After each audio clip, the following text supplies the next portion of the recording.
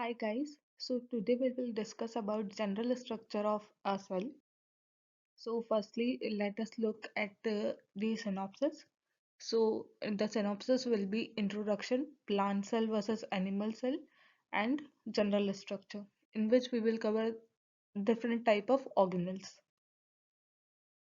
So in introduction, let's see what cell biology is and what is cell and what are the functions of cells. So basically, cell biology is the branch of biology that studies cells, their structure, functions, and life processes. A cell is the basic structural and functional unit of life.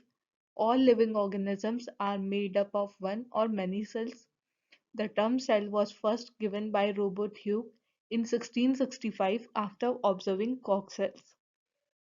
Cells perform essential life functions like taking nutrients, producing energy, synthesizing proteins, removing waste, and growth and reproduction. So now let us look at the difference between plant cell and animal cell. So plant cell has a cell wall, which we can see clearly in a diagram.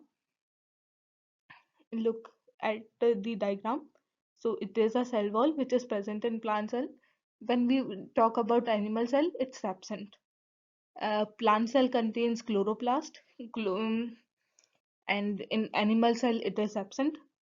And in third point includes the plant cell contains a large central vacuole. It is a large central vacuole which is absent or with or very smaller in size as compared to plant cell. Plant cell has a fixed shape, and animal cell uh, can have flexible shape. And now let us look at the general structure of cell. So it is a cell structure. Firstly, we will discuss about cell membrane. It is the outermost layer of a cell. So cell membrane is also called plasma membrane. It is thin, flexible, covering that separates cell interior from exterior environment. It is made up of phospholipid bilayer, proteins, cholesterol, and carbohydrates. Functions of it includes acts as a selective barrier, means it to controls the movement of nutrients or proteins in or out of the cell. It maintains the cell integrity, helps in diffusion, osmosis, and active transport, and it is also involved in endocytosis and exocytosis. Next is cytoplasm. Cytoplasm is a jelly-like material between cell membrane and nucleus. It is comprised of cytosol and organelles. It is mostly water, that is 80% something. Its functions are it is site of most metabolic activities. It gives shape to the cell, holds organelle in place, contains enzyme for biochemical reactions. Now let's discuss about the nucleus. It is a nucleus present in the center part of the cell. So it is the largest organelle in eukaryotic cell. It is surrounded by nuclear membrane with pores. It contains DNA organized into chromosomes. Its parts are nuclear membrane, nucleoplasm, chromatin, and nucleolus. Its functions include basically it controls the cell activities. It is called the control center of the cell. It stores hereditary information. It is site for transcription and mRNA formation and controls cell division. So now let's discuss about mitochondria. So as we all know, mitochondria is the powerhouse of the cell. It is double membrane organelle. So basically, it is the mitochondria. When we discuss about its structure, it has an outer membrane, intermembrane space, inner membrane, cristae, and matrix. Its functions are energy production, calcium storage, regulation of metabolism, steroid synthesis, and cell signaling. Now let's discuss about endoplasmic reticulum. It is the endoplasmic reticulum of the cell, and detailed diagram of endoplasmic reticulum is this. So basically, endoplasmic reticulum are of two types: rough endoplasmic reticulum and smooth endoplasmic reticulum. Rough endoplasmic reticulum has ribosomes and it synthesizes proteins, and smooth endoplasmic reticulum has no ribosomes. It synthesizes lipids, oils, steroids, etc. And it is used for detoxification also.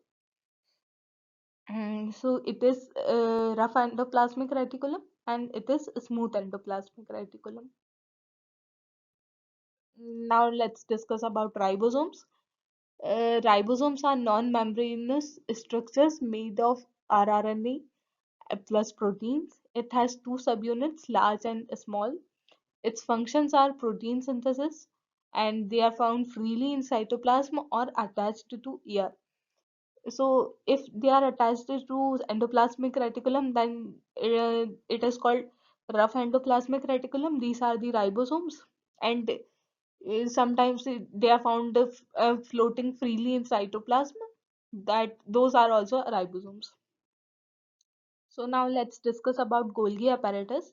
It is the Golgi apparatus in this structure of cell is this, and detailed structure of Golgi apparatus is this. So basically, Golgi apparatus is a stack of flattened structures called cisternae. It is packaging and transport center of the cell, and it is also called post office of the cell because it modifies packages and transport proteins to its destination to their destination. Its functions include it modifies packages and transport proteins, formation of lysosomes, and secretion of substances. Now let's discuss about lysosome. Lysosome are membrane-bound structures containing hydrolytic enzymes. Its functions are digestion of old organelles, wastes, and macromolecules. It helps in cell defense, involved in cell signaling and membrane repair. Now let's discuss about centrosome. Centrosome is the main microtubule organizing center of animal cells. It contains two centrioles. It helps in cell division and maintains the cell shape via microtubules. In the end, mm, let's discuss about cell wall, which is all only present in plant cells, um, and in it, cell wall is not present. So it is basically a rigid outer layer made of cellulose. It provides structure, strength, and protection. It helps in maintain turgor pressure. I hope you liked the lecture. In case you have any feedback or suggestion or doubts, please feel free to share it on comment box, and please like it, share, and subscribe. Bye bye.